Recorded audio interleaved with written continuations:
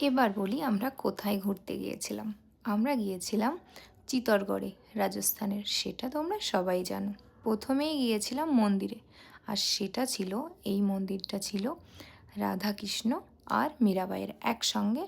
মূর্তিটা ছিল তিনজনার। সেখান থেকে দেখতে পাচ্ছ মন্দিরটা তোমরা দূর থেকেই, অত কাছে তো যাওয়া যায় না। দূর থেকে দর্শন করে তারপরে মন্দিরের সাইডগুলো দিয়ে বাইরে বেরোচ্ছিলাম।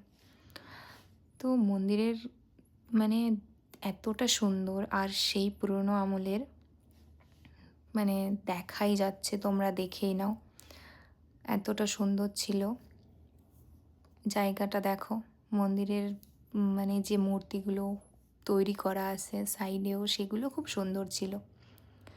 তারপরে ওখান থেকে বাইরের থেকেই আমি প্রণামটা করে নিলাম। তারপরে আমরা মন্দিরটা পুরোটা ঘুরে বাইরে চলে এসেছিলাম। বাইরে থেকে আমার তো একটু জানো নাচার স্বভাব আছে, একটু নাচতে শুরু করে দিলাম। তারপর ওখান থেকে ঘুরে চলে গেছিলাম, এটা ছিল যেখানে মীরাবাই ভজন করত কৃষ্ণর ঠাকুরের জন্য। আর পরেরটা পরে দেখাবো।